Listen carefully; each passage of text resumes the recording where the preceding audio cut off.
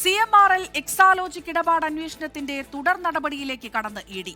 വീണ ടിയുടെ മരവിപ്പിച്ച അക്കൗണ്ടിന്റെ ലോക്കർ തുറന്ന് പരിശോധിക്കാനാണ് തീരുമാനം. അന്വേഷണം തടയണമെന്നാവശ്യപ്പെട്ട് CMRL നൽകിയ അപ്പീലിനെ തെളിവുകൾ നിരത്തി ഇഡി എതിർക്കും. CMRL തടസ്സം സൃഷ്ടിക്കാൻ ശ്രമിക്കുന്നുണ്ടെങ്കിലും അന്വേഷണവുമായി മുന്നോട്ടു പോകാനാണ് ഇഡി നീക്കം. വീണ ടിയുടെ ലോക്കർ തുറന്ന് പരിശോധിക്കും.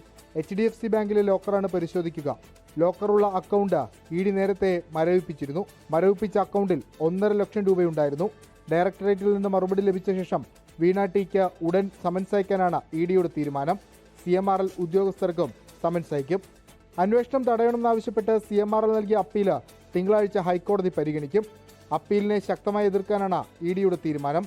റെയ്ഡിൽ ലഭിച്ച തെളിവുകൾ കോടതിയിൽ ഹാജരാക്കും. CMRL മനഃപൂർവ്വം അന്വേഷണം തടസ്സപ്പെടുത്താൻ ശ്രമിക്കുന്നുവെന്ന കാര്യവും കോടതിയെ അറിയിക്കും. വിഷ്ണു സുരേഷ്, 24, കൊച്ചി.